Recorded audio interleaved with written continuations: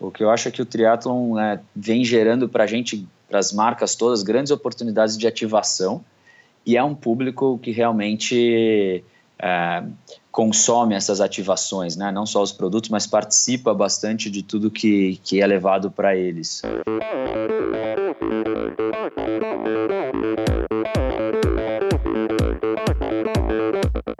Olá pessoal, sou o Michel Bogli e este é o Endorfina Podcast. Aqui você ouve minhas conversas com triatletas, ciclistas, corredores e nadadores. Pessoas interessantes que são, acima de tudo, movidas à endorfina.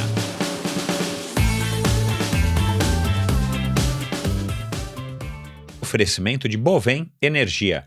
Você sabe como funciona o mercado de energia no Brasil? Você sabe que é possível comprar energia para sua empresa e indústria?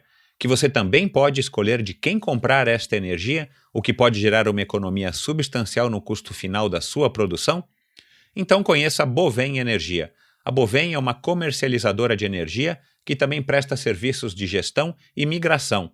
Assim como meus convidados, para a Bovem, energia é um assunto muito sério. Uma empresa sólida e confiável, com profissionais experientes e treinados para lhe oferecer agilidade no atendimento, robustez e competência na condução dos negócios. Saiba mais em bovem.com.br, boven.com.br. De energia, a Bovem entende. Olá pessoal, bem-vindos a mais um episódio do Endorfina. Continuem participando, continuem enviando suas críticas e sugestões, principalmente através do Instagram, seja nos comentários, seja nos directs. Eu agradeço aí a participação de todos vocês, todo mundo que participou aí desde a última semana do episódio, do lançamento do episódio da Pamela, um episódio que também teve uma repercussão bem bacana, uma moça legal aí, como vocês puderam ouvir. Se vocês não ouviram, vão lá e ouçam. E continuem participando, continuem enviando suas sugestões. Muitas novidades, muitos convidados legais. Eu já tenho algumas conversas gravadas aí com pessoas interessantíssimas. E agora em julho, no mês do Tour de France, vocês vão ter também algumas surpresas com os meus convidados. Então continuem participando, enviem suas críticas, comentários e sugestões no inbox ou nas mensagens do Instagram. Bom, meu convidado de hoje, Rafael Niro, que é gerente de marketing da Trek, uma das top 3 ou top 5 fábricas líderes no mercado mundial, uma bicicleta muito famosa. Aqui no Brasil tem uma história mais antiga, né? Começou lá no comecinho dos anos 90, meio dos anos 90, e através do Peter Way, que criou tanto a rede de lojas Bike Tech para distribuir as bikes Trek, como a revista Trekking para dar apoio à divulgação da importação e das lojas Bike Tech pelo Brasil. E depois de alguns anos, a Bike Tech, muitas lojas continuam, mas a Bike Tech acabou mudando de foco. A Trek saiu das mãos do Peter Way e sumiu do Brasil. E ela voltou faz alguns anos numa operação na América do Sul e mais recentemente numa operação direto aqui no Brasil. E o Rafael participou desde esse comecinho até os dias de hoje e se tornou gerente de marketing. Então uma conversa muito bacana, vocês vão entender aí o que a Trek pensa através das palavras do Rafael, como é que a Trek enxerga o nosso mercado, como é que a Trek, quais são as novidades, qual é a filosofia da Trek de uma maneira geral. Então também uma conversa interessante, uma bike que agrada a muita gente, uma bike que é líder de crítica e público, né? Uma bike, como eu disse, muito famosa, e aqui no Brasil é uma das bikes que mais tem agradado ao público, haja visto aí a quantidade de bicicletas que a gente vê por aí da Trek. E claro, uma marca de ponta, como eu falei, uma marca que está sempre inovando, com produtos maravilhosos, com muita tecnologia agregada e também com ideias e projetos inovadores, e o Rafael vai falar um pouquinho disso. Então espero que vocês curtam a conversa de hoje. Um grande abraço a todos e até a próxima semana.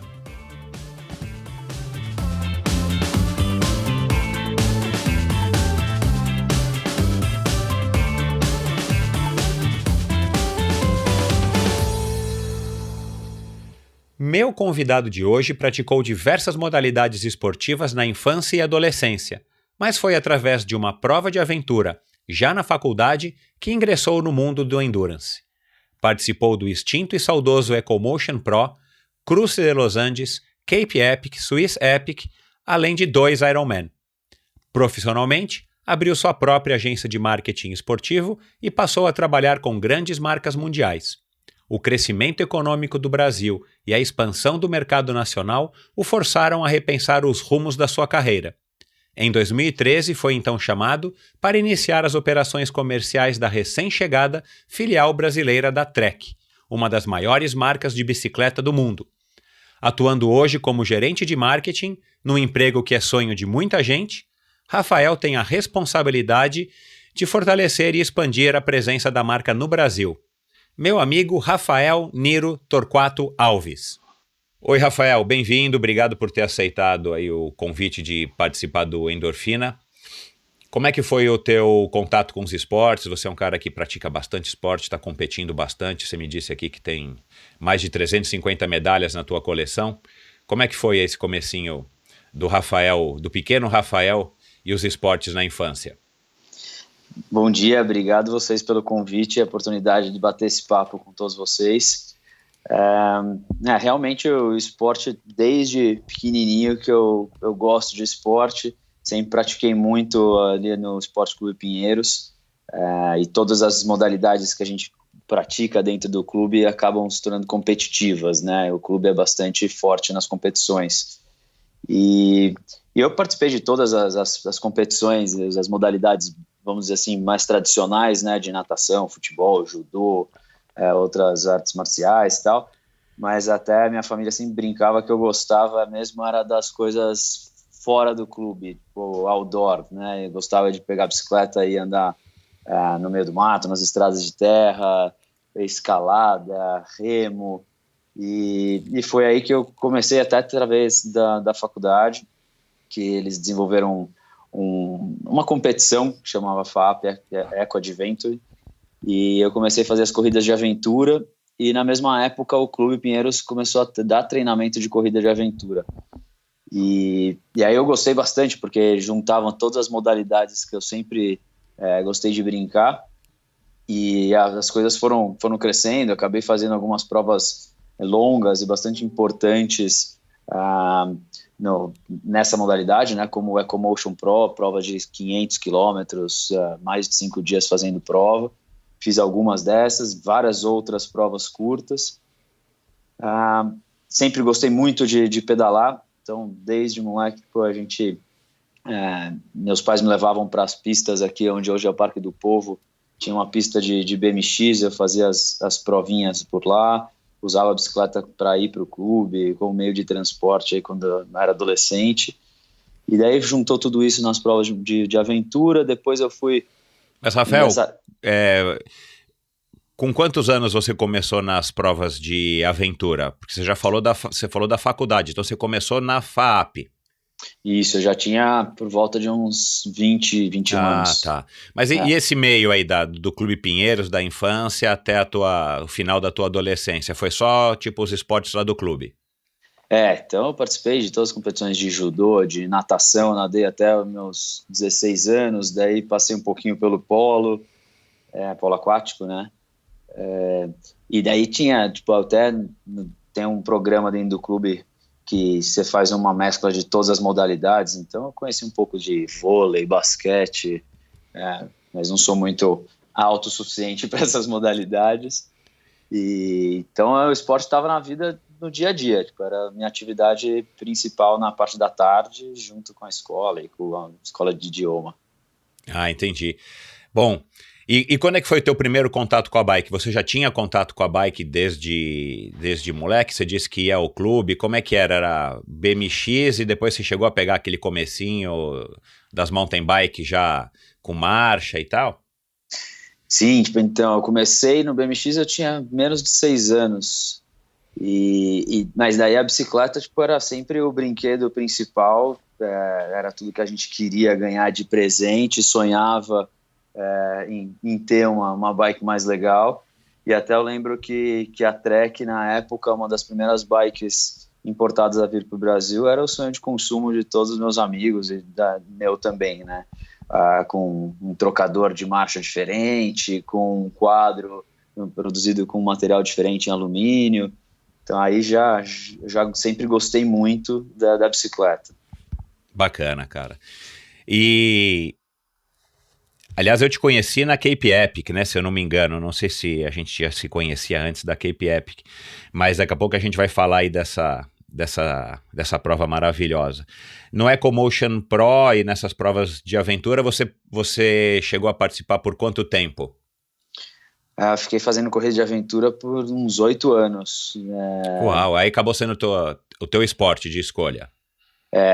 Foi o esporte que eu me dedicava, então era treino 2 vezes por dia, no final de semana também a gente viajava muito, e além de ser um esporte, a gente tinha uma turma muito legal para praticar essa modalidade, e as viagens que a gente fazia no final de semana era uma mistura de treino com diversão, né? Então era uma turma bem legal que a gente procurava sempre algum local diferente para explorar, para treinar e para dar risada todo mundo junto. Aquele comecinho das corridas de aventura no Brasil foi muito legal. Eu também participei de bastante provas, era uma fase legal. Aliás, um esporte muito bacana e que a gente quase não ouve mais falar, né? O esporte que acabou sendo uma promessa, todo mundo estava empolgado. Eu lembro de gente que chegava a cogitar na época de que eventualmente podia até fazer parte aí do programa olímpico, que ouvindo hoje acaba sendo, sei lá, me soa um pouco como um absurdo, um sonho, mas o esporte acabou dando uma minguada, né? Principalmente aqui no Brasil. É verdade, tipo, é uma pena porque realmente agrega muitos valores a corrida de aventura, né? Para você participar, não basta você só ser bom no esporte, mas você tem que saber trabalhar em equipe, você tem que saber explorar seus limites, ter uma estratégia de logística bastante grande, e era muito legal, cresceu bastante nos anos que eu pratiquei, mas a dificuldade de conseguir patrocínio, de vender, né, esse produto para as mídias, porque é um esporte que fica muito no meio do mato, com pouco acesso ao espectador, acho que acabou fazendo com que esse mercado não olhasse muito para essa modalidade, e aí com pouco investimento é difícil botar uma prova tão complexa em prática, né? Legal. E quais foram as outras modalidades as outras provas que você participou, né? Eu vi aqui no teu currículo, né? Várias provas de mountain bike, inclusive a Cape Epic, a Swiss Epic, você já participou também de Ironman. Conta um pouquinho aí do teu currículo esportivo. Então, e daí quando eu estava fazendo as provas de aventura, tipo, a gente buscava também algumas provas de mountain bike já, e até de corrida de montanha, porque já fazia parte do treinamento, e eu fui fazer o Cruce de Los Andes na Argentina, junto com um monte de amigos. A gente fez num final de semana o Cruce de Los Andes, e no fim de semana seguinte uma prova de mountain bike de 3 dias. Só que eu sempre tive um pouco de problema no joelho, então o Cruce de Los Andes judiou bastante dos meus joelhos. E depois Conta pro nosso ouvinte aqui qual é a distância do cruce. O cruce são 90 quilômetros, geralmente, dividido em 3 dias, né? Então vamos dizer que tinha um dia um pouquinho mais curto, outro um pouco mais longo, mas no total dá 90 quilômetros em 3 dias. Em um terreno bem difícil, né? Na Patagônia. Sim, na Patagônia, nessa edição a gente largou de Bariloche, então foi toda ali na região. A gente passou algumas vezes a divisa entre Argentina e Chile. Você sobe muito, né? Você sai de uma altimetria e sobe para os vulcões e para os picos da região, e depois desce para a beira dos lagos de novo. Então é um sobe e desce constante, e um terreno bastante acidentado, e principalmente nas descidas é o que mais me prejudicava, por causa de problema de cartilagem no joelho, falta de cartilagem, que machucava bastante. E a tua passagem pelo Ironman? O Ironman veio depois que eu fiz muita prova de mountain bike. Eu fiquei um tempo com o joelho ruim para correr, então eu foquei só no mountain bike, e foi nessa época que eu fiz 2 edições do Cape Epic na África do Sul, fiz a Swiss Epic, fiz a Brasil Ride, fiz a prova em Portugal, todos sempre em provas em estágio de mountain bike. A Swiss Epic ainda existe? Ainda existe, ainda existe. Eu fiz uma das primeiras edições e ainda existe. Ah, tá. Eu acho que ela, então, eu acho que ela foi comprada também pelo Iron Man, não foi? Se eu não me engano, eu li alguma coisa. Eu lembro que tinha alguns comentários, mas eu não sei te confirmar se isso foi Eu vou concretizado. pesquisar aqui, mas eu acho que ela foi sim. Acho que ela foi ela vai acabar sendo uma seletiva pra Cape Epic, se eu não Pra me Cape engano. Epic, Se eu não me engano. Esse é o plano deles, né? Pelo que eu li, o plano do Iron Man é transformar a Cape Epic num Iron Man do mountain bike, onde só participa quem se classifica e eles vão aí sustentar uma rede de provas aí espalhadas pelo mundo para que as pessoas participem para juntar pontos ou para ganhar vaga, enfim. Ainda bem que eu já fiz essas provas, então. Ainda bem, é verdade. Aí depois eu acho que... O Iron Man, aí você ia falar do Iron Man. Então, eu gosto muito de trocar de modalidades, né? De descobrir coisas novas, de fazer outras atividades, e foi aí que eu comecei a olhar mais para o triatlon, fiz algumas provinhas curtas, e hoje venho fazendo mais os meio Ironmans, os 70.3. Fiz 2 Irons lá em Floripa, os 2 últimos anos, então 2017 e 2016, e acho que para trazer um pouco das provas de aventura, a grande maioria das provas que eu tenho feito agora tem chovido bastante, e depois de 15 anos de prova lá em Floripa sem chover nenhum ano, eu peguei os 2 com mais chuva. Levou chuva lá pra... Levei chuva pro povo lá. Ô, Rafael, cara, corrida de aventura não é um esporte fácil, né? Muito pelo contrário. A própria logística, como você falou, e até para treinar é complicado, principalmente para quem mora numa cidade grande como São Paulo e tal. Né? A gente tem que se deslocar muito para ir remar, enfim, para fazer as modalidades de montanhismo e tal. O mountain bike... Cara, você não escolheu as provas curtas, você escolheu as provas de estágio, como você falou. O cruce não é uma maratona, né? Acho que deve equivaler a pelo menos umas 3 maratonas, dado a dificuldade do terreno. Aí Swiss Epic, o Ironman, todo mundo sabe o que é. Cara, só desafio de gente grande, né, cara? O que te motiva, assim? Da onde que vem essa inspiração, em vez de escolher o caminho, vamos dizer assim, o caminho que é legal, enfim, né, de repente provas mais curtas ou uma coisa mais simples, de você enfrentar somente esses grandes desafios? Isso é difícil responder em poucas palavras, assim, mas é um conjunto de coisas. Eu acho que você saber que você já pode fazer uma coisa, tipo, experimentar uma coisa que te exige mais, né, tanto do teu dia a dia como lá na prova. Você saber que a prova existe e que você tem aquela vontade de falar, eu já fiz, sabe? Daquele tique, assim, esse objetivo já foi concretizado. Então, sempre que me colocam e que a gente comenta ou surge alguma prova diferente, mais desafiadora, sempre fica ali no fundo uma vontade de fazer, né? Que é o caso, por exemplo, os Ironmans extremos, né? As provas de triatlon extremo, como o Norseman na Noruega, que é uma prova que larga num lago completamente assim, muito frio. O ciclismo sobe demais e a corrida é praticamente uma escalada. Já dá vontade de pensar em se preparar para uma coisa desse tipo, né?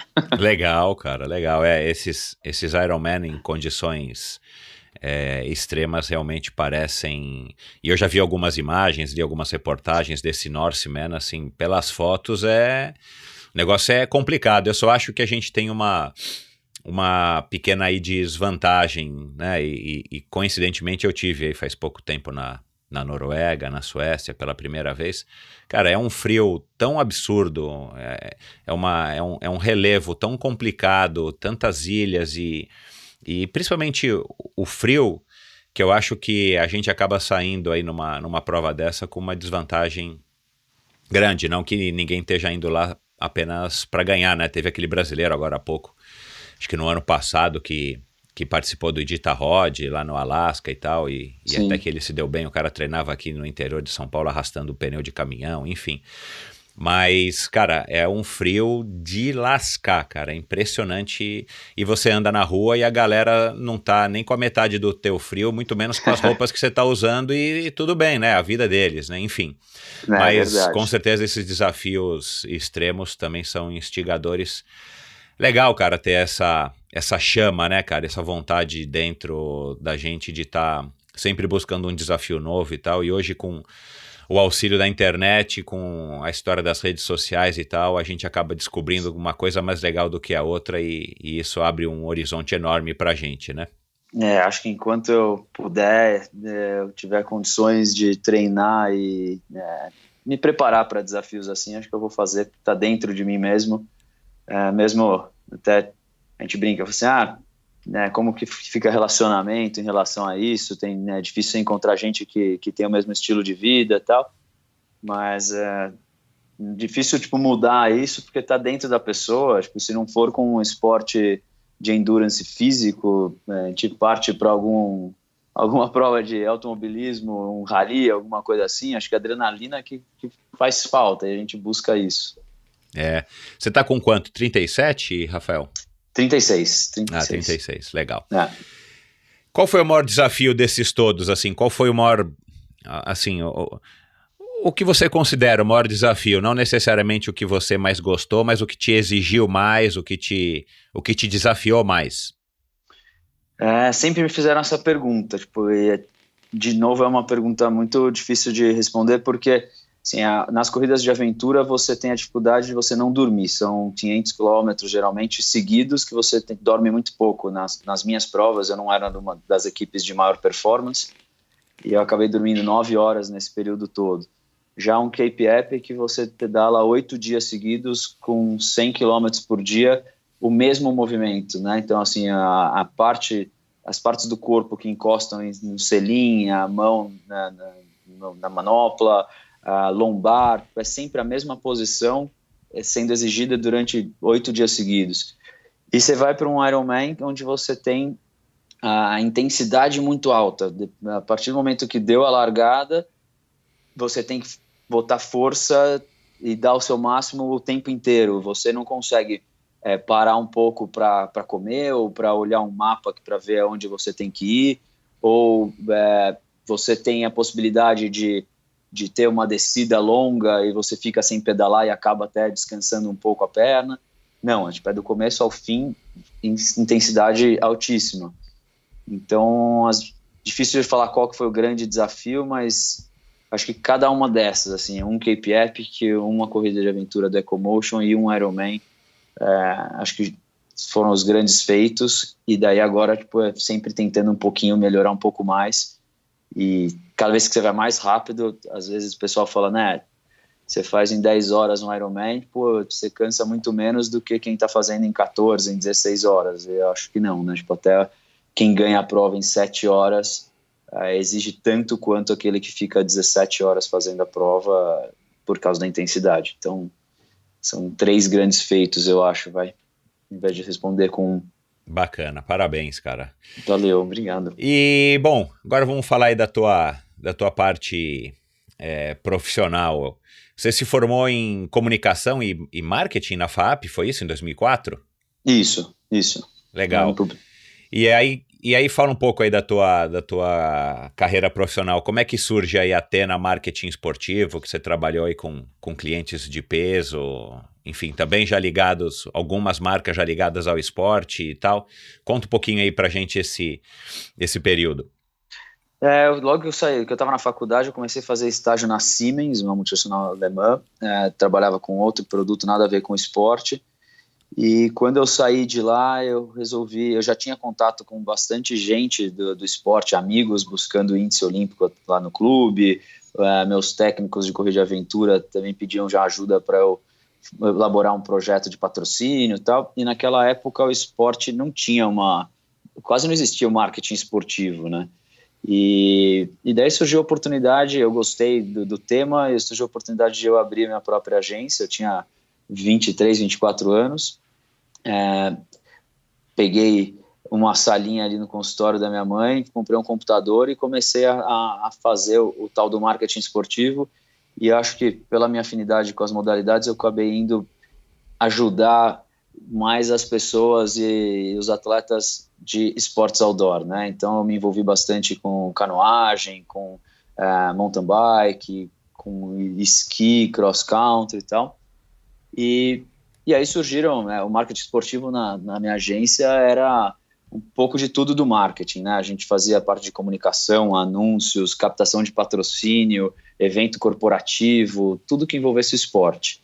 E aí que surgiram alguns clientes grandes como British Airways, Timberland, Kailash, Unilever. E aí eu fiquei com a agência durante 5 anos, até surgir o papo e a confirmação de Copa e Olimpíada no Brasil, quando as agências de comunicação, de publicidade, começaram a montar suas unidades de esporte, de marketing esportivo. E na época eu não tinha estrutura para brigar com esses caras e decidi que ou eu tinha que prestar serviço para eles ou ir para dentro dessas operações. E aí acabou que surgiu a oportunidade de eu ir para outro caminho. Tipo, as marcas de esporte começaram a buscar o meu conhecimento, né, não da minha agência, mas meu mesmo próprio, para fazer a parte comercial e de marketing. E numa dessas eu passei por algumas outras marcas e acabei sendo convidado para trabalhar na Trek quando a operação do Brasil estava sendo montada, né, como uma subsidiária. A Trek, primeiro de tudo, não sei nem se você lembra, mas a Trek veio através do Peter Way, que trouxe a Trek como a primeira bicicleta, eu acho que foi a primeira bicicleta importada que chegou no Brasil na época aí da abertura lá do Fernando Collor e tal, e ele montou uma rede enorme de bicicleta, de bike techs no Brasil, e foi aí que realmente a Trek acabou se tornando um sonho de consumo de qualquer um que pedalava, né, com aquelas Treks ainda de alumínio, com cachimbo e tal. Aí o negócio acabou não dando certo, durou bastante tempo, mas acabou acho que não vingando, não sei exatamente porquê, mas se eu não me engano a Trek, antes de ser a Trek subsidiária aqui do Brasil, era uma Trek que vinha, acho que, de uma Trek, não sei se na Argentina, no Paraguai, não é isso? Isso, na verdade, então, as bike techs, elas duraram bastante tempo e, na verdade, foi um negócio que deu certo, mas o fundador, né, o Peter Way, ele realmente não perdeu um pouco o interesse pelo negócio e ele repassou as bike techs para alguns gerentes de loja, vendeu algumas, ele distribuiu essas lojas aí, que existem até hoje. Isso, muitas existem até hoje, com esse nome, Existem né? até hoje, exato. E daí depois ficou na mão de um distribuidor, sim, que era aqui da América do Sul, e ficou por um período trazendo esses produtos, importando ali por conta própria, até um momento que a Trek percebeu que a gente tinha que... O negócio começou a dar uma baixada, a gente ficou um período sem trazer bicicleta para cá, e aí a Trek em Waterloo, que é onde é a nossa sede lá nos Estados Unidos, decidiu que a gente tinha que abrir uma operação aqui, e foi nesse momento que eu fui chamado para trabalhar com eles. Legal, então você está desde do comecinho. Estou desde o começo, foi em 2013, eu fui contratado, o escritório não estava nem pronto ainda, foi um dos primeiros a serem contratados. Que bacana, cara. E aí contam como é que foi você foi contratado para fazer exatamente o quê? Além de fazer tudo.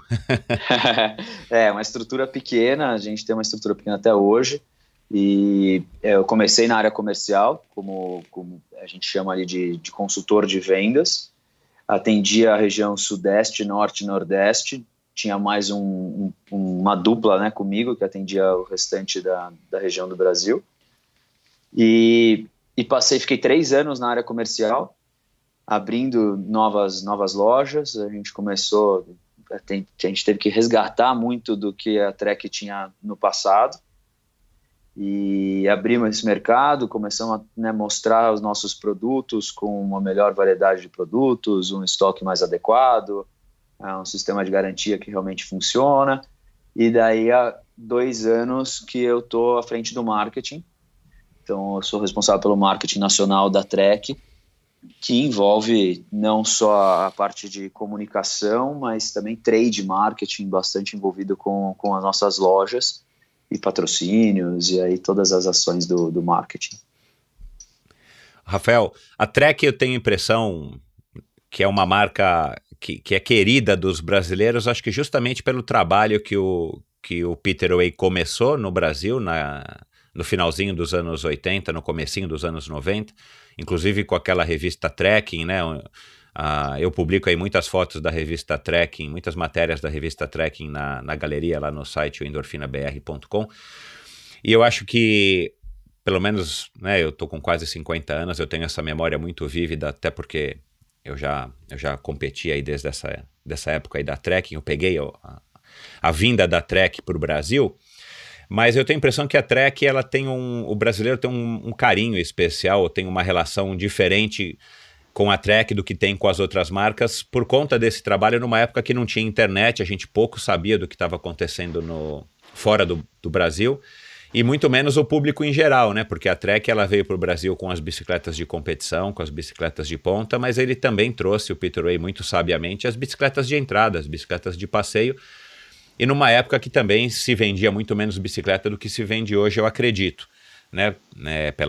Enfim, pela própria evolução do mercado, pelo próprio trabalho que depois todas as outras marcas acabaram fazendo, e o surgimento da ciclovia, ciclofaixas e da própria evolução da bicicleta no mundo. Mas é isso, vocês sentem isso? Assim, o público tem a Trek tem algum diferencial com relação a isso aqui para o público brasileiro, na imagem dela? Com certeza a gente percebe que essa época inicial foi muito boa. Tipo, a gente, como eu falei, de resgatar, né, o que a Trek tinha aqui naquela época, mas faz muito parte do DNA da empresa. É uma empresa familiar. Até hoje, quem tá no comando da empresa é o filho do fundador. Ela surgiu em 76, não é isso? Isso, a gente completou 40 anos há pouco tempo, aí, foi no ano passado. Legal. E a gente tinha... É fácil você ver em todos os mercados que a gente atua, os lojistas trabalhando com a marca há muito tempo. A gente tem lojistas há mais de 20 anos trabalhando com a Trek aqui no Brasil, no próprio Estados Unidos, lojistas desde a época de que a empresa apareceu para o mercado. E isso faz diferença, né? Acho que é o trato que a gente tem com as pessoas, as políticas que a gente adota, faz com que tenha uma relação de confiança aí entre a marca e quem trabalha com a marca. Qual foi né, você deve se recordar, mas assim, qual era a expectativa da Trek quando ela resolveu abrir uma operação, uma subsidiária brasileira lá em 2013, né? Qual era a visão? Em 2013 a gente já estava né, bastante, vamos dizer assim, evoluído e avançado no uso da bicicleta, com as ciclovias, enfim, o brasileiro já estava muito mais desperto para a história da bicicleta, mas não era como é hoje, né? Qual era a intenção da Trek? Qual era o objetivo estratégico deles? Era uma coisa aí de longo prazo? Vocês ainda estão nesse objetivo? Qual era a visão da Trek do mercado brasileiro naquela época e aproveitando, como é que ela está enxergando hoje, depois de todas essas crises e tudo mais, a evolução do mercado brasileiro? Acho que lá no começo o principal objetivo era montar uma operação duradoura, né? Que não fosse uma operação frágil, que qualquer problema econômico ou político que o mercado pudesse ter, que ela fosse retirada do Brasil, né? Então a gente se preparou bem para vir para cá e enfrentar todos os problemas e trabalhar da mesma forma que a gente trabalha em todos os outros países, buscando nosso espaço no mercado diante de uma concorrência que atua nos outros mercados também, né? Então era uma questão de tempo de a gente recuperar esse espaço e brigar pela nossa posição, igual a gente briga nos outros países também, com os principais players do mercado, que a gente gira aqui principalmente entre 4, 5 marcas. A Trek está posicionada entre essas 4 marcas, as 4 grandes marcas brasileiras, Sim, presentes no Brasil. sim, estamos. E comparativamente com o mercado mundial, a realidade brasileira reflete a realidade, né, vamos dizer aí, Estados Unidos e Europa, ou no Brasil ainda vocês estão ou à frente ou atrás dessa média mundial? Não reflete, hoje a gente tem uma posição muito parecida com os mercados mais maduros. Lógico que quando você fala dos Estados Unidos e alguns países da Europa, a quantidade de marcas é muito maior, né? Mas a gente está bem posicionado. A quantidade de marcas é maior, mas vocês sempre estão brigando com as mesmas, não é isso? Ou eu estou errado? Praticamente.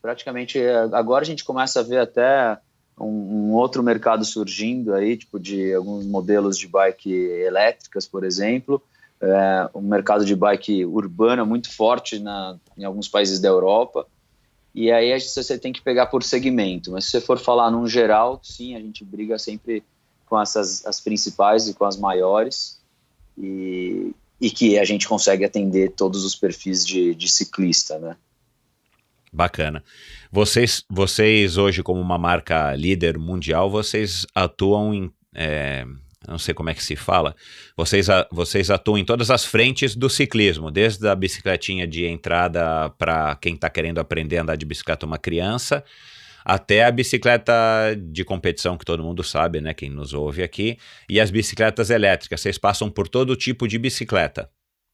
Sim, tem algumas modalidades do ciclismo que a gente trabalhou e não trabalha mais, ou que a gente tem alguma outra marca associada trabalhando essa modalidade.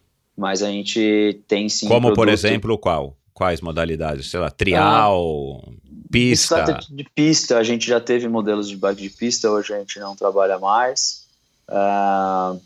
De dirt bike, a gente tem uma outra marca que atua nessa modalidade. Mas acho que na grande maioria a gente está presente com track mesmo. Aliás, quais são as marcas para o público aqui que está nos ouvindo conhecer? Quais são as marcas que vocês são donos ou têm participação? Ou não sei se vocês são os donos integralmente das outras marcas que vocês trabalham no mundo. A gente tem as principais, a Trek e a Electra. Electra é uma marca californiana que a Trek comprou recentemente. Bicicletas lindíssimas, por sinal, né? Elas têm um estilo diferente, com vários detalhes de cor, de modelos, de geometria bastante diferentes para um povo que quer mais lazer e recreacional. A gente tem a Diamond na Alemanha, trabalhando com bikes urbanas. E a gente tem alguns outros negócios de bikes compartilhadas, como a Bicycle, atuando não só nos Estados Unidos, em alguns outros países da América do Sul. É no Chile, não é, que vocês têm? Isso, no Chile a frota eu lembro de ter visto lá. Que É. legal, cara. Existe algum plano aqui no Brasil, já que o nosso mercado de bicicletas compartilhadas está em plena ebulição? Não sei se você está sabendo, mas a 99 Táxis vai começar com uma operação enorme agora no meio do ano. Acho que é começar em São Paulo, mas eu li no jornal que o plano é colocar 20 mil bicicletas em São Paulo e a capacidade, segundo eles, é de 100 mil. Enfim, tem alguma ligação com a Caloi também, eu não sei. Vocês têm alguma coisa planejada ou vocês cogitam isso ou ainda não passou, enfim, pelo planejamento de vocês? Não é o nosso foco principal. A gente tem nossos produtos já estão numa outra categoria, né? A gente acha que o uso da bicicleta, quanto mais gente utilizando, melhor. É um outro propósito que está sendo implementado com as bikes compartilhadas. Então não é o mercado que a gente quer atuar por enquanto. Legal. Você consegue dizer para a gente aqui quais são os shares de mercado que vocês têm pelas principais modalidades aqui no Brasil? Não tem essa informação agora de bate-pronto para passar. Mas a gente vem brigando aí pela primeira e segunda colocação em quase todas as modalidades. O mountain bike aqui no Brasil está indo bem? Eu tenho a impressão que se vende muita bike de estrada, né? A gente tem visto aí enfim, é notório que cada vez tem mais gente pedalando, seja com uma bicicletinha de entrada, seja com uma bike de ponta. E claro, o triatlon dentro da limitação do triatlon e tal, mas eu tenho a impressão que são dois mercados que têm crescido bastante. O mountain bike é um mercado importante, vende muita bicicleta? Vende, mountain bike ainda é o maior, a maior parte aí do bolo, muito mesmo porque a gente tem, quando a gente sai dos grandes centros, as condições de asfalto que a gente tem para treino e para utilizar a bicicleta ficam bastante prejudicadas. Então, muita gente opta pela mountain bike por ser uma bicicleta que pode ser utilizada em todos os tipos de terreno. E a gente vê também muita gente dentro das cidades comprando a mountain bike para uso nas próprias ciclofaixas, pensando porque se algum dia for levar a bicicleta para a praia ou para uma casa de campo ou resolver fazer uma viagem, um cicloturismo, a mountain bike vai atender melhor do que outros modelos. Por outro lado, a gente vê agora, principalmente aqui em São Paulo e nas cidades que têm estrutura de ciclovias, você vê que as pessoas que estão buscando a bike para transporte, né, que a gente chama de commute, já buscando uma bicicleta que atende aquela finalidade, que é ir para o trabalho ou se deslocar na cidade. Então, uma bicicleta com um pneu um pouco mais fino, com uma geometria mais confortável, que possibilita a instalação de bagageiros para você levar sua mochila, seu computador e tal. Então, a gente vê que isso começa a mudar um pouco agora, de acordo com a infraestrutura que as cidades oferecem. Falando nisso, já para puxar o assunto, vocês acompanham, vocês pesquisam, vocês encomendam estudos ou analisam estudos já realizados com relação às projeções da evolução do uso da bicicleta aqui no Brasil, ou se tem isso também nos Estados Unidos, enfim. Vocês fazem algum tipo de trabalho nesse sentido? E já para emendar uma outra dúvida que eu tenho, vocês pensam ou vocês têm planos em algum lugar do mundo, ou aqui no Brasil principalmente, que é onde nos interessa aqui nessa conversa, de trabalhar e discutir junto com os governos, as prefeituras, os órgãos públicos, maneiras e meios de promover o uso da bicicleta, principalmente nas grandes cidades?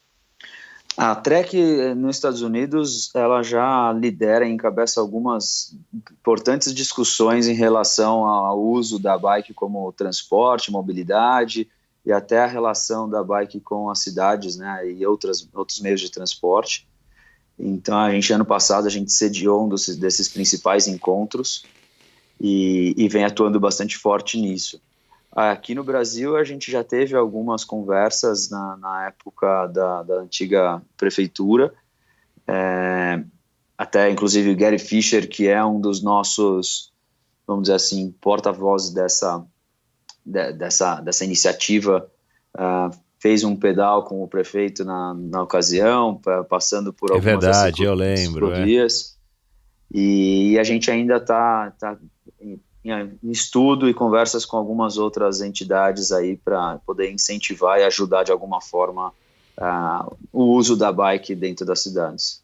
Mas isso vocês como, enfim, independente de qualquer outra, ou ONG, ou associação, ou, enfim, é uma iniciativa de vocês, ou existe alguma movimentação das grandes marcas, enfim, em prol, em juntar forças para discutir tanto com os órgãos públicos e eventualmente até também com a sociedade a promoção do uso das bicicletas?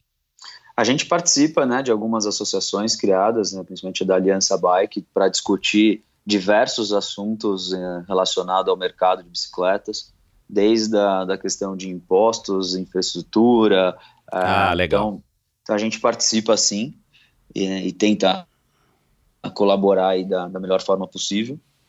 E aí outras iniciativas vão sempre surgindo também. A gente está de olho em como ajudar o ciclismo, não só em relação à marca Trek, né? A gente tem até uma campanha mundial que fala da segurança no ciclismo, que é o uso de luzes acesas durante o dia, roupas com visibilidade, que geram contraste nos meios, né, nas cidades ou nas estradas. E essa é uma mensagem e uma campanha que acaba não trazendo só benefício para a gente, é uma campanha para o ciclismo em geral, para realmente diminuir o número de acidentes da melhor forma que o ciclista pode colaborar com isso, né? Tipo, fazendo o papel dele, tipo, para ser visto nas estradas e nas ruas. Legal. Desde quando vocês começaram a operação em 2013 até hoje, né? São 5 anos de existência, vai, dessa Trek Brasil. O mercado tem crescido? Como é que está aí essa curva comercial? O mercado ainda cresce, né? Apesar de todas as dificuldades que a gente tem aqui no Brasil em relação a uma engenharia fiscal, vamos dizer assim, e mudanças radicais nas legislações. Então, a gente tem que ser bastante criativo e bastante atento para fazer com que a operação continue sempre crescendo, mas a gente vem surfando uma onda boa no mercado de bicicletas, que vai um pouco ao contrário de outros segmentos que caíram muito nos últimos anos. Legal, vocês têm uma meta a longo prazo? Vocês estão seguindo essa meta ou vocês trabalham com metas menos longas? Enfim, é mais uma coisa de um planejamento de um ano para o outro. Não, a gente faz um planejamento, a gente tem uma visão a longo prazo e sempre ajustando o que for preciso ali ao longo dos anos, mas com um objetivo principal lá na frente. Legal. E aonde que vocês esperam estar, vamos dizer, sei lá, daqui a 10 anos, 2028, né? Como é que vocês esperam estar aqui no Brasil com relação ao posicionamento? Vocês acham que vocês, enfim, têm condição de se tornar líderes? Vocês querem trazer novos tipos de bicicleta? Vocês querem aumentar a venda de um segmento em específico, porque vocês acreditam que esse segmento é o melhor segmento para se trabalhar no Brasil? Fala um pouquinho aí dessa visão de longo prazo para a gente. Na verdade, tipo, todos os segmentos de bike, todas as modalidades, o uso da bike para a gente, no geral, é bastante importante, né? Então, a gente não vê só uma das modalidades e tipo de bike como foco. A gente quer realmente trazer para o mercado uma gama de produtos que consegue atender todos os perfis de ciclistas e se manter com uma estrutura onde a gente possa atender nosso cliente da melhor forma possível, desde os clientes que eu chamo os nossos lojistas, como os consumidores finais, né? Então, ter um crescimento bastante ordenado para que a gente continue atendendo de forma bastante próxima e rápido os nossos clientes e consumidores, que é assim que a Trek atua no mundo todo. Então, a gente vai seguir a mesma linha. Bacana. Hoje em dia, acho que os planejamentos são muito mais globais e com adaptações para suas regiões, não é isso?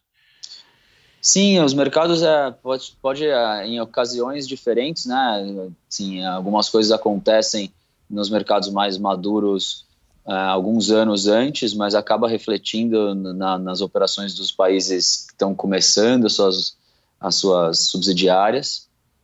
E, lógico, tem algumas características importantes em relação à economia, leis e taxas, impostos e tal, mas, num geral, dá para utilizar muito do que já tem de experiência em todos os pontos de venda que a gente atua aí pelo mundo. Ô, Rafael, eu vou fazer aqui uma pergunta para você, que é uma coisa que muita gente a gente acaba ouvindo no pelotão, a gente acaba ouvindo, às vezes, uma pessoa mais próxima, um amigo, e às vezes até a gente mesmo, assim, eu principalmente que já estou aí ligado com o ciclismo aí já faz 30 e poucos anos, mas, cara, é uma coisa que a gente enfrenta no Brasil e não é... E todo mundo sabe, todo mundo que está ouvindo sabe, mas assim, as pessoas ponderam, né, cara? E brasileiro gosta de pechinchar, brasileiro gosta de fazer bom negócio, brasileiro é bom de negócio de uma maneira geral, tem essa mania de querer buscar a coisa que seja mais barata, né? Isso é um hábito do brasileiro, enfim. Cara, se a gente for comparar o custo de uma bicicleta no Brasil, para a gente ir aqui na loja da esquina, na loja de vocês e comprar, o revendedor de vocês e comprar uma Trek, e você trazer essa bicicleta, vamos dizer de Miami, que é a meca aí do turismo brasileiro internacional para o brasileiro. Cara, pelas contas, ainda sai mais barato comprar uma bicicleta lá fora, pagar os impostos e trazê-la para o Brasil. O que você, como Trek, tem a dizer com relação a essa conta?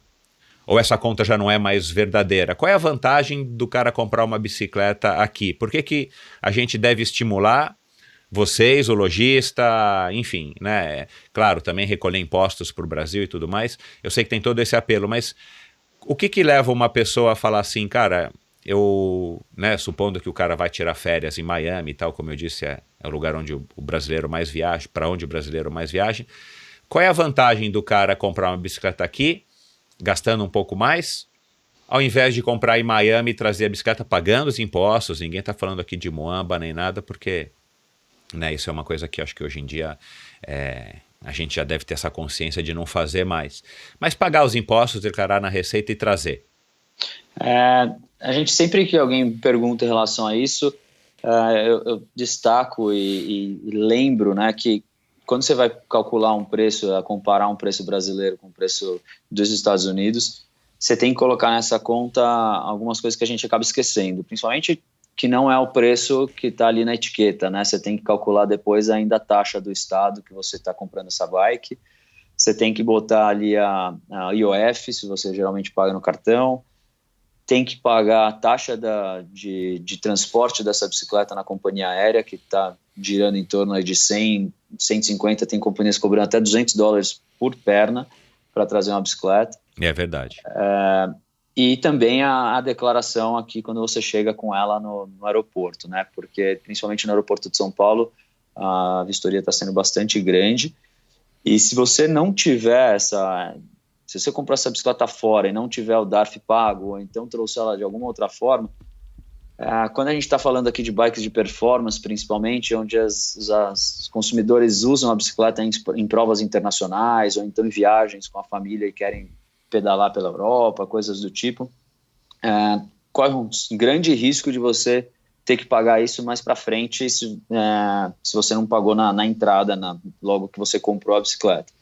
Então, se você fizer a conta de boa parte dos modelos, vamos dizer assim, principalmente na de alta gama, você tem uma diferença de 10%, 15% em relação ao preço brasileiro, considerando todas essas taxas. Lógico que tem alguns modelos que a diferença fica um pouco maior, mas além de você ter uma comodidade na viagem, né, de você não ter que levar aquela caixa num táxi especial, porque não cabe a caixa dentro de qualquer carro, você tem que ir até a loja buscar essas coisas todas. No dia a dia, a gente tem uma garantia que atende qualquer tipo de bicicleta comprada em qualquer país. Porém, se essa bicicleta não for nacionalizada, não for comprada no Brasil, a garantia do quadro ou da peça que teve um problema, ela vai ser realizada através da loja de compra da bike. Então, por exemplo, comprou uma bicicleta, teve um problema no quadro, comprou numa loja em Miami. A gente vai operar e vai processar essa garantia normalmente, só que esse quadro ele vai ser enviado para a loja de Miami. E daí o consumidor ele tem que trazer esse quadro para cá, da forma que achar melhor. Se quiser que essa bike seja entregue aqui, essa peça seja entregue aqui, a gente faz o cálculo de frete e impostos e o consumidor paga essa diferença. Então, às vezes, acaba não ajudando muito. E a facilidade de você comprou uma bicicleta numa loja brasileira, a nossa garantia atende num prazo super rápido para te dar uma solução. Algumas bikes antigas, como a Trek tem uma garantia vitalícia, então algumas bikes muito antigas, se a gente não tiver uma peça muito específica, a gente traz isso dos Estados Unidos, um prazo um pouquinho maior do que o padrão, mas vai ser entregue a bicicleta e a peça na loja aqui, do lado da casa dele, né, do comprador. E às vezes até, se não tem mais aquele modelo de bicicleta, uma bike, por exemplo, de 90 e poucos, dos anos 90, ele vai receber uma similar dos anos de agora, da época atual. Entendi. E aqui ainda o cara pode comprar muitas vezes parcelado, né? Ainda tem essa vantagem, né? Com certeza, tipo, as negociações com as lojas têm várias facilidades. Agora, cara, a bicicleta no Brasil, ela não chega muito cara. Eu sei que paga 1.000 impostos, tem, enfim. Mas, cara, a bicicleta no Brasil não tá ficando uma coisa assim, vai, escandalosamente cara? As bicicletas importadas, né? As bicicletas, né? É difícil de falar porque a gente vai entrar em assuntos bastante de leis e de políticos também, né?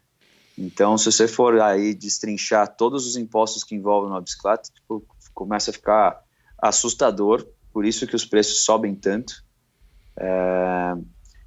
Sim, a gente não tem nenhum tipo de benefício e de incentivo para trazer as bicicletas importadas para cá, e fica bastante ali na unha para trabalhar, para fazer com que as bikes importadas sejam competitivas, mesmo sabendo que às vezes esse produto não tem uma concorrência nacional no mesmo nível, né? Então é um assunto bastante delicado. Tá.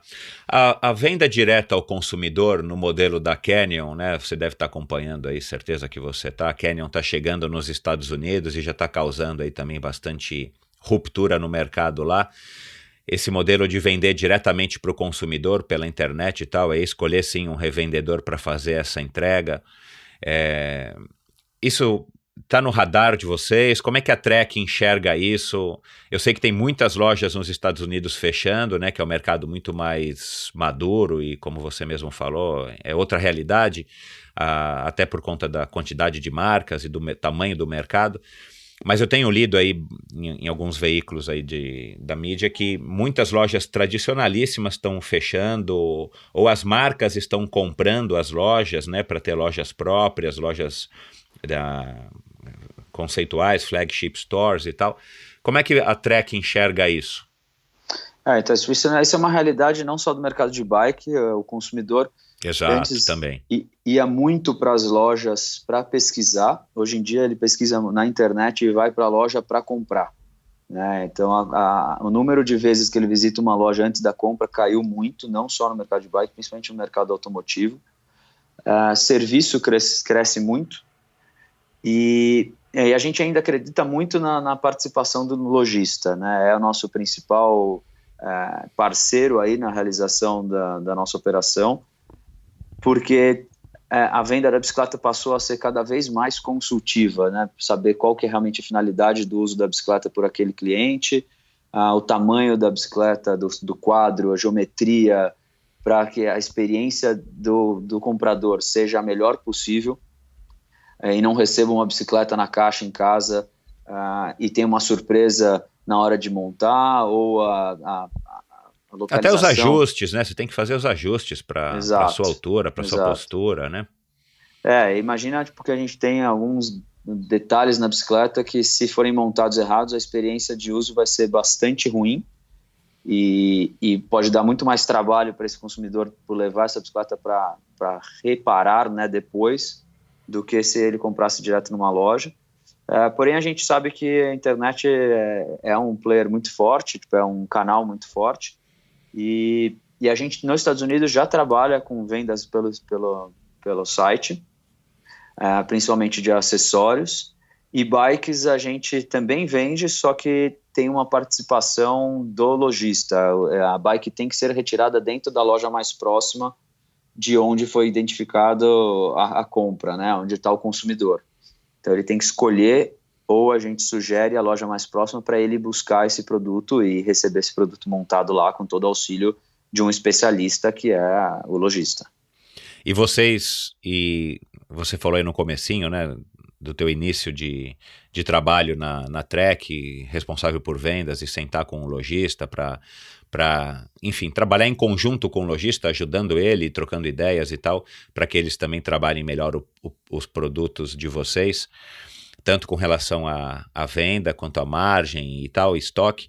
Vocês devem trabalhar, eu imagino, muito próximo dos revendedores, né? Eu quero que você diga aqui para a gente em quantos estados ou quantas cidades que vocês estão presentes hoje, e as tais das Concept Stores, que eu sei que você já tem alguma aqui, alguma ou duas aqui já em São Paulo, que eu sei, mas vocês trabalham, vocês já estão discutindo isso aqui no Brasil com os lojistas com relação a essa, na verdade é uma nova realidade, né? Um novo desenho aí do mercado do cara ir até a loja, ele olha a bicicleta, testa, tal, vê, né? Aí o cara vai e compra pela internet, né? Numa loja X, de repente até em outro estado e tal. Vocês fazem esse trabalho, já estão prevendo e conversando e tentando acertar com os revendedores como é que vai ser essa realidade aí num futuro muito próximo? Na verdade, essa discussão sempre vem, né? Sempre surge, mas a gente acredita que o lojista vai continuar tendo um papel muito importante. A gente vê as outras marcas que adotaram essa estratégia de venda direta já buscando soluções para que aquela pessoa que comprou a bicicleta receba um atendimento, seja de um showroom ou até de um operador logístico que faça esse tipo de ajuste, de consultoria e até atendimento de uma garantia se a bike foi comprada num tamanho errado, ou de troca, devolução de produto. Então, a gente não acredita que vá sumir completamente o papel do lojista, mas sim a gente tem que ser bastante... todo mundo, né? Não só os lojistas, mas como as marcas também, a gente tem que sempre olhar para dentro do nosso negócio, para cada dia mais competitivo, então a gente tem que ser criativo, a gente tem que ser proativo, a gente tem que buscar realmente fazer o negócio acontecer. Não é mais que nem há 40 anos atrás ou 20 anos atrás, que era só ficar sentado na loja esperando o consumidor entrar, né? Claro. Quantas lojas vocês têm ou quantos distribuidores? Ou vocês estão presentes em todos os estados? Fala um pouco da abrangência aí da Trek no Brasil. A gente trabalha só com bike shop, né? A gente não vende por magazine, não vende por lojas que não são bike shops e tem estrutura de bike shop. E a gente está presente em todas as regiões do Brasil, nas principais lojas, para poder atender grande parte dos consumidores, né? De todas as regiões. Estamos com 2 Concept Store aqui em São Paulo, e trabalhando aí sempre muito próximo dos nossos lojistas para que a operação deles seja cada vez melhor. E vocês têm planos para abrir mais Concept Stores? Aí depende muito de como que está realmente as regiões e as operações dos nossos lojistas, né? A gente não tem loja própria, então vai muito uma estratégia, vamos dizer assim, em parceria com os nossos lojistas. Qual é a relevância do triatlon para vocês aí estrategicamente, né? Você disse que quanto mais bicicleta vender, melhor para todo mundo, que vocês trabalham todas as categorias. Mas Kona, né? Eu fiz uma pesquisinha aqui. Kona, vocês tiveram segundo lugar no Bike Count em 2016, 2017, e Kona é obviamente usado aí como referência aí para as marcas, eu imagino, pelo menos. Em Floripa, vocês tiraram agora em 2017 o terceiro lugar no Bike Count. Como é que vocês enxergam isso? Qual que é a importância do triatlon dentro aí da estratégia de vocês?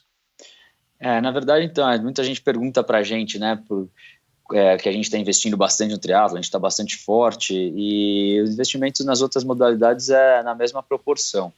O que eu acho é que o triatlon vem gerando para a gente, para as marcas todas, grandes oportunidades de ativação, e é um público que realmente consome essas ativações, né? Não só os produtos, mas participa bastante de tudo que é levado para eles. Então, hoje a gente tem uma parceria com o Ironman, com todas as provas do circuito Ironman, tanto o 70.3 como do Ironman Full em Floripa, e um apoio também no circuito 3-Day Series, que é um circuito de entrada, né, para o triatlon, que incentiva realmente o uso, a prática do esporte, e a gente colabora com aquelas pessoas que querem utilizar uma bike nossa para fazer as etapas do 3-Day, a gente empresta essas bikes, e tem sido bastante interessante. Legal, cara. Tipo, o cara faz um test drive durante a competição com uma bike da Trek. Exatamente. Então a gente põe alguns modelos de bike lá e tem a gente vem ouvindo, né, o feedback desses de quem utiliza a bike, e super satisfeitos, porque às vezes tem gente que já corre, que tem uma ideia de natação e tal, mas nunca teve uma bike, ou então não tem uma bike que tenha que possa ser utilizada, né, numa prova de triatlo, e acaba utilizando a nossa e tendo uma experiência super legal. Que bacana, cara, que legal. E vocês estão, assim, satisfeitos com esse posicionamento diante do investimento de vocês, estando aí em segundo lugar, em terceiro lugar no Bike Count de Floripa? Sim, a gente vem Vocês acham crescendo. que é o lugar que vocês têm que estar, assim, tá correspondendo? Sim, a gente vem crescendo e é natural que tenha um tempo até para que as trocas de bikes, né? Quando a gente entrou no mercado, o triatlon já era forte, já tinha muita gente praticando essas provas de endurance, e a gente vê que está tendo uma troca de marcas, muita gente, né?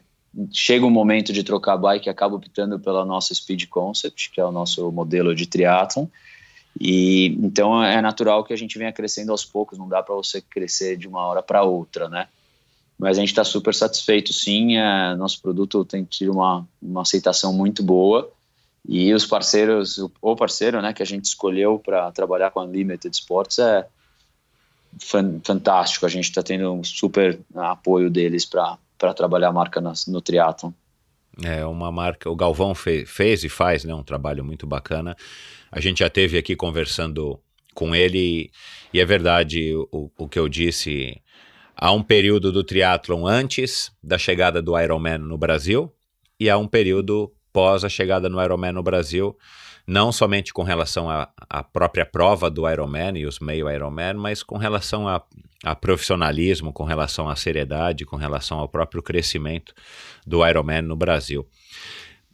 Mountain bike, vocês também investem. Você estava me contando aqui no começo que vocês estão com o desafio da Mantiqueira, né? Lá do Erivan. Isso. E estrada? A gente tem, então, o Desafio da Mantiqueira são 2 etapas no ano, e a gente tem mais alguns eventos regionais sendo apoiados pela Trek, então para realmente ter mais contato com o consumidor de outras praças, e são provas muito interessantes, muito legais e bem frequentadas, e bastante público. E de estrada a gente tá negociando uma participação em uma prova tradicional aqui da região sudeste, que a gente deve divulgar nos próximos dias. Uau, que bacana, cara. Então vai ter novidade aí daqui a pouco pro pessoal aqui do Sudeste. Tem novidade para vir. Legal.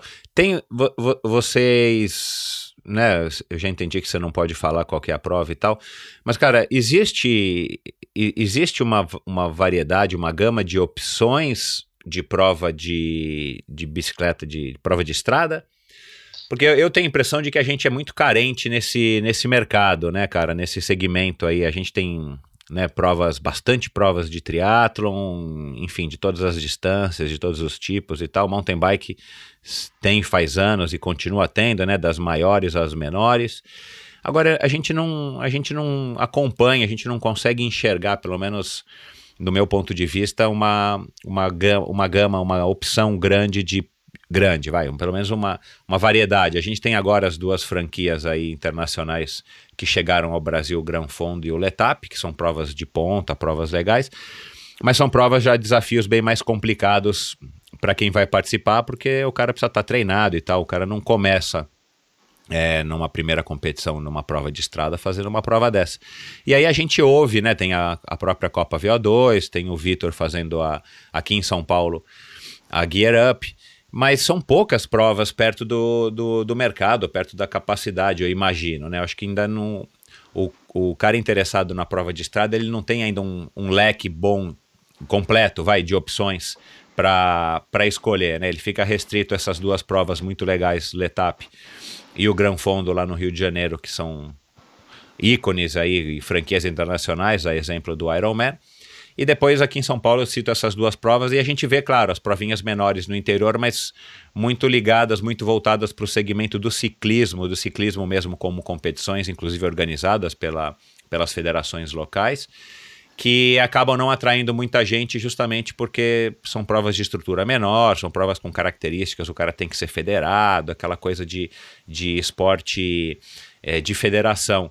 Você acha que está faltando, que tem espaço para que surjam mais provas para justamente estimular a venda, para poder criar oportunidades para as marcas estarem participando e estarem entrando em contato com os seus consumidores? Sim, eu acho que realmente ainda tem espaço para ter muito mais provas, sim. Eu acho que, às vezes, as provas que envolvem muito pelotão, né, que tem aquela pegada mais de ciclismo profissional mesmo, às vezes acaba assustando algumas pessoas, porque você vê muita gente entrando no ciclismo agora, só que não preparada para andar num pelotão desse nível, né? Eu acho que é por isso que o sucesso dessas outras provas que você citou, por serem provas mais de montanha, que espalham um pouco mais o pessoal, não tira, né, o desafio, a adrenalina, tipo, a superação, mas se a gente tiver mais coisas desse tipo, acho que a gente vai ter a adesão dos ciclistas com certeza, e das marcas vem junto. Legal. Você falou da Trek Concept, né, que acho que é o produto top de vocês para triatlon. E vocês foram pioneiros na personalização de bicicletas com a Project One, né? Vocês ainda mantêm esse projeto. Sim, Project One, a gente tem uma operação toda à parte lá dentro da nossa fábrica para poder oferecer ao consumidor a opção de customizar a sua bicicleta, não só na questão da pintura, né, que faz uma pintura, tem muitas possibilidades de pintura, mas também você comprar uma bicicleta que já venha com o grupo que te interessa, com o selim na largura que você precisa, tamanho de coroa, tamanho de mesa, tamanho de guidão, tudo isso você pode escolher quando você vai fazer a sua personalização, e é por um preço não muito mais alto do que o projeto, né, de linha, do que a bike de linha, e com uma entrega aqui no Brasil que tem sido em torno de 45 dias. Então, assim, aquele cara que não quer a bike de urgência, você poder esperar aí 45 dias, 60 dias para receber uma bike totalmente personalizada, exclusiva, até teu nome você consegue pôr na pintura, é muito bacana, né? Muito, muito legal. A iniciativa foi... Enfim, e a Trek tem um desenho muito legal e tem essa variedade de cores. A gente vê muita lá na USP, né? De tudo quanto é cor, tudo quanto é grafismo. Muito bacana mesmo, cara. Essa foi, acho que, uma sacada legal da Trek. Cara, vamos falar aqui rapidamente aqui sobre a visão de vocês agora para muita gente que nos ouve também, como apoiadores e da relação que vocês têm com os atletas, não só com relação à colocação do produto de vocês e a melhora da performance dos atletas utilizando os produtos de vocês, né? Tanto, enfim, a bicicleta principalmente, mas todos os outros produtos que a Trek vende. Hoje a Trek atende o ciclista, acho que da sapatilha até o capacete, passando por tudo, não é isso? Isso, a gente tem toda a gama de acessórios, né, para complementar aí a experiência do ciclista, e realmente a gente vem apoiando. A gente tem hoje 6 principais atletas no nosso time, dentro do triatlon e do mountain bike. É o Ricardo Pichard, Ana Luísa Panini, Roger Renzo no mountain bike, e a gente tem a Bia Neres, Marcos Fernandes e Antônio Mansur no triatlon. E a gente continua apoiando através das nossas lojas, das principais lojas, os outros atletas como a Sabrina Gobo e o Felipe Moleta no Xterra, a Carol Furriela também dentro do triatlon, o Pipo Garneiro a gente apoia também no ciclismo. Legal. Então a gente tem alguns grandes nomes aí para representar a nossa marca e poder ter o contato com o consumidor e explorar realmente as qualidades dos nossos produtos nas condições mais extremas, né? Como é que se dá essa escolha? O que pauta vocês escolherem essas pessoas aí para estar representando, para serem aí patrocinados, mas mais do que patrocinados, né? Acho que hoje esse conceito do cara ser patrocinado, acho que ele já está um pouco ultrapassado. Hoje o cara tem que ser aquilo que se chama de embaixador, o cara tem que representar a marca, né? Não só na competição, mas fora da competição, o cara tem que ter um estilo de vida que tem alguma coisa a ver com a marca, enfim, e claro, hoje em dia todo mundo tem a sua rede social. Fala um pouco pra gente aí o que pauta essa escolha, o que determina vocês terem escolhido a Bia, que é uma mega campeã, a um Antônio Mansur, que é um cara aí super respeitado e um cara que já teve aqui também no Endorfina no ano passado, foi um dos meus primeiros convidados, um grande amigo meu lá do clube, que tem uma característica completamente diferente, por exemplo, de uma Bia ou do Marcos Fernandes. O Mansur é um cara que também já está aí passando dos 45 anos, mas que tem resultados de profissional. O que determina vocês a estarem escolhendo esses atletas e qual que é principalmente a característica que vocês buscam, além, obviamente, de ter resultados expressivos?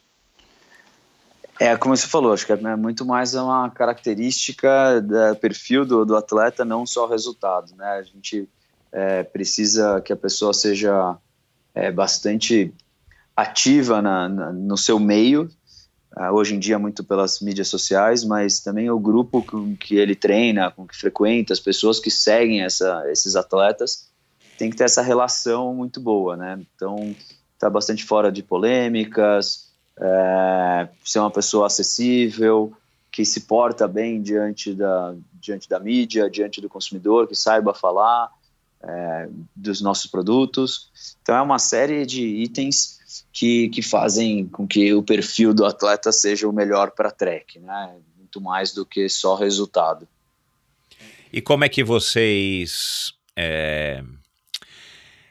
como é que eu posso dizer? Como é que vocês monitoram isso? Assim, tem uma equipe aí que faz isso? Como é que vocês interagem com esses atletas? Como é que funciona essa relação? Tem alguém que toma conta dos atletas? Só para que as pessoas tenham um pouco mais de noção aí de como é que funciona o relacionamento aí de uma marca grande e líder como vocês e os atletas. Esse papel com os atletas sou eu mesmo que faço. Então eu estou bastante próximo deles nas provas, no dia a dia, através de todas as formas que a gente tem aí de comunicação, mas sempre acompanhando o resultado, o que eles precisam de produto, passando essa informação dos resultados e do que eles acham dos nossos produtos para a nossa agência divulgar, cobrando também, né, tipo uma relação de fotos dos eventos, os pódios que receberam. Então é isso tudo, toda essa relação é comigo mesmo. Legal. Vocês sentem que hoje o atleta, de um modo geral, que é claro que você vai falar que o Pscheid, ou a Bia, ou a Ana Luísa, eles são profissionais nesse sentido, mas você sente que, não sei se vocês já tiveram outros atletas, enfim, ou se vocês acompanham também o trabalho de outros atletas patrocinados pelas outras marcas, mas você sente que o atleta brasileiro, ele está cada vez o melhor profissional ou o melhor apoiado, né? No caso, por exemplo, do Antônio Mansur, que não é um atleta que vive disso, né? Ele tem uma carreira, tem uma profissão e tal, mas é um cara, como você falou, um cara bem integrado, um cara que tem, além dos resultados, é um cara que tem bastante influência aí no mundo do triatlo, é um cara bastante comunicativo e participativo. Mas eu quero saber assim, você sente que os atletas estão se tornando melhores representantes, melhores embaixadores das marcas? Porque de uns anos para cá, a gente tem sentido e acompanhado por conta do desenvolvimento das redes sociais, que tem muita gente que acaba fazendo muito barulho, mas de gosto duvidoso. Tem gente que não faz barulho, e na minha época, lá atrás, né, quando não tinha rede social, era bem mais complicado você tá fazendo esse trabalho para o teu patrocinador, você tinha que estar muito mais perto do patrocinador. Hoje em dia, acho que com as redes sociais e, óbvio, com todos os meios de comunicação que a gente tem, e com a própria evolução da divulgação das provas, a coisa eu acho que acaba fluindo de uma maneira melhor. Mas eu acho que ainda falta o atleta brasileiro entender que não é só ganhar uma bicicleta, ou, né, que já é um sonho para muita gente, mas ganhar um produto e tá fazendo um post no Instagram, tirando uma foto do produto, falando, olha, eu tô tomando aqui o gel tal, ou eu tô pedalando na bicicleta Trek e é uma bicicleta legal. O atleta, ele tá evoluindo também junto com a necessidade que vocês têm, com o posicionamento que vocês têm que ter perante um mercado tão competitivo como a gente tem hoje? Eu acho que tem que ser uma ação dos dois lados, né? As empresas também têm que saber pedir e orientar os atletas no que ele precisa trazer de retorno, né? Não é só tipo, cobrar o atleta e achar que todo o papel é dele, né? Mas acho que é isso, tipo, essa proximidade das marcas com os atletas faz com que você chegue até o foco principal e que o retorno seja o esperado. A gente vem evoluindo, tipo, acho que os contratos de patrocínio, a forma do patrocínio no exterior é um pouco, bastante na verdade, né, tipo, evoluído, mas também porque a gente tem cifras diferentes nos outros países, né? Então as marcas esportivas no Brasil são pequenas comparadas com as suas matrizes e com esses outros países, e o que impede também de a gente conseguir oferecer uma estrutura talvez muito maior e cobrar mais também dos atletas. Então tem vários aspectos que tem que ser avaliado aí. Tá. O que falta para a gente ter investimento maior nos atletas aqui no Brasil, na sua opinião? Por que o atleta brasileiro não consegue dar... O que falta para o atleta brasileiro dar mais retorno? É difícil dizer, tipo assim, difícil não sei te explicar exatamente, acho que depende de cada marca mesmo, assim, eu vejo patrocínios hoje de outros segmentos que é só a entrega de um produto e exige muito que o atleta vista realmente tipo, aquela marca, né, tipo, que seja completamente absorvido por aquela marca. Tipo, acho que tem que ter um trato, você tem que não só produto, mas uma orientação. Você tem que mostrar para aquele atleta qual é a forma que a empresa espera que ele se comunique com o consumidor, né? Tem que utilizar o atleta para gerar conteúdo para as empresas.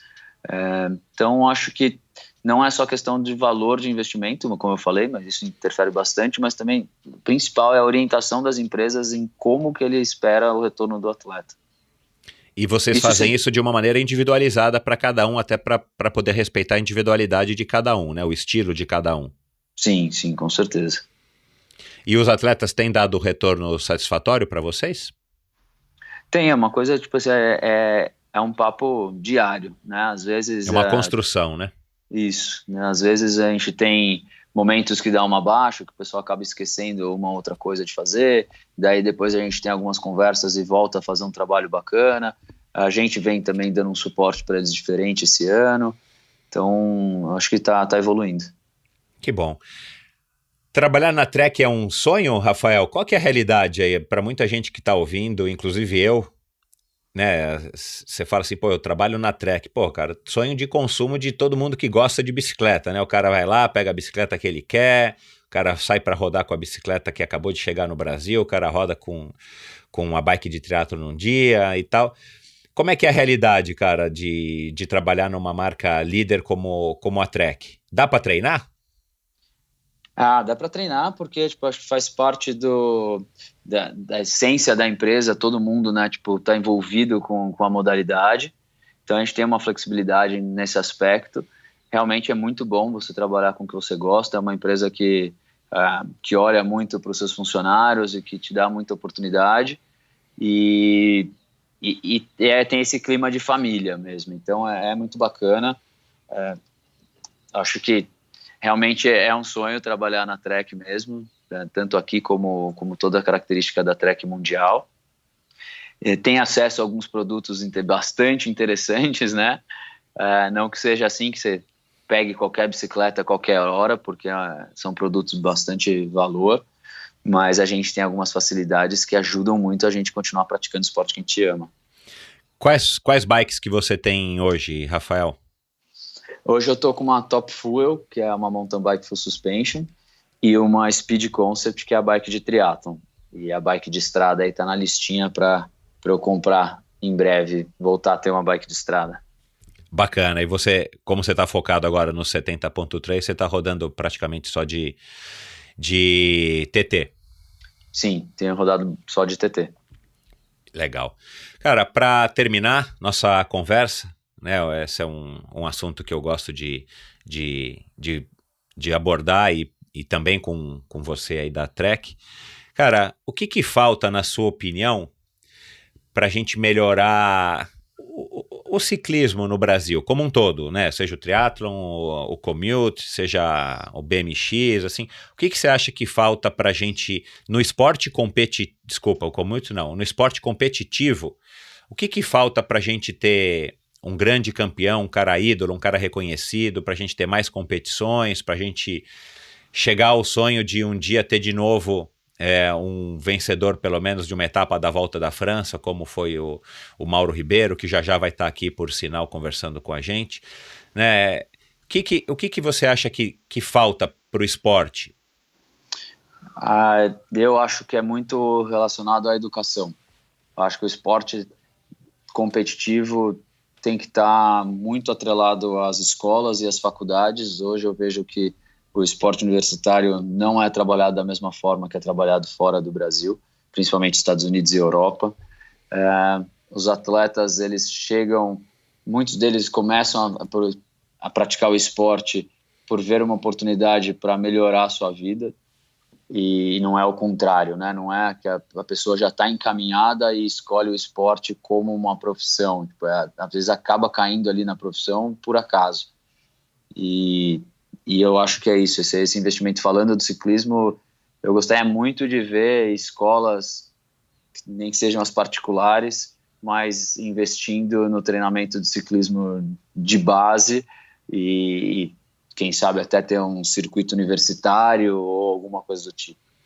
E como é que você, né, para fazer aqui o advogado do diabo, mas como é que a gente consegue ter mais gente pedalando se não tem criança pedalando, né? Hoje em dia com essa história de videogame e tal, quer dizer, o celular, toda criança, você anda por aí, tem um celular na mão, ou tá vendo o celular do pai ou da mãe, tem os atrativos das outras modalidades, dos outros esportes.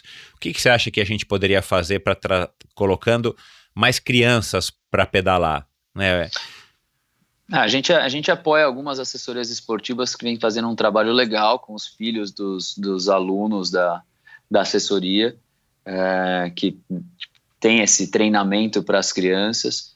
Então a gente incentiva bastante isso. Nos Estados Unidos a gente tem uma campanha junto com a NICA bastante forte para desenvolver esses campeonatos e o treinamento de crianças através das escolas. Peraí, com qual marca, desculpa?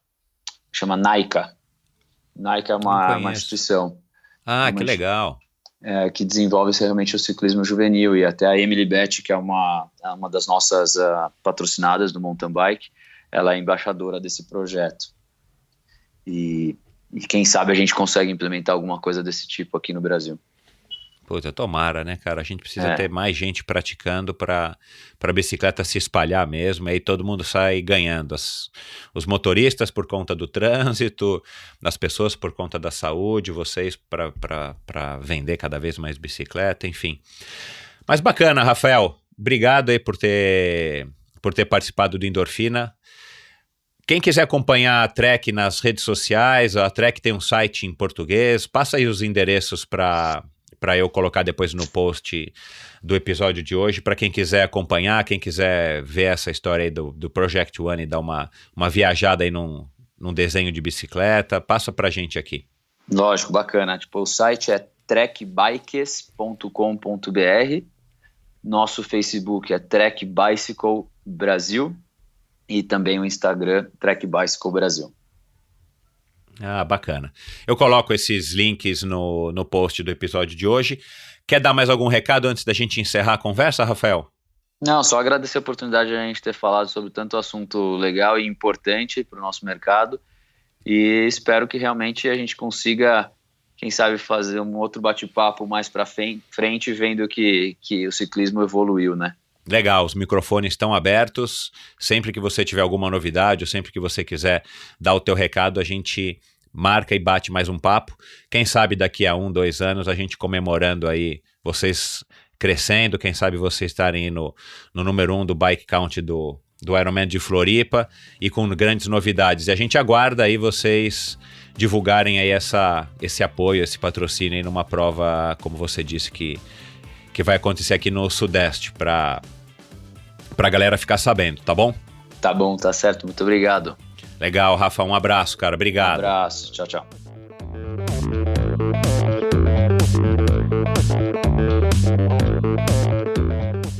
Este episódio foi um oferecimento de Bovem Energia. Você sabe como funciona o mercado de energia no Brasil? Você sabe que é possível comprar energia para a sua empresa ou indústria? Que você também pode escolher de quem comprar esta energia, o que pode gerar uma economia substancial no custo final da sua produção? Conheça então a Bovem Energia. A Bovem é uma comercializadora de energia que também presta serviços de gestão e migração. Assim como meus convidados, para a Bovem, energia é um assunto muito sério. Uma empresa sólida e confiável, com profissionais experientes e treinados para lhe oferecer agilidade no atendimento, robustez e competência na condução dos negócios. Saiba mais em bovem.com.br, boven.com.br. De energia, a Bovem entende. Obrigado por ouvir mais esse episódio do Endorfina.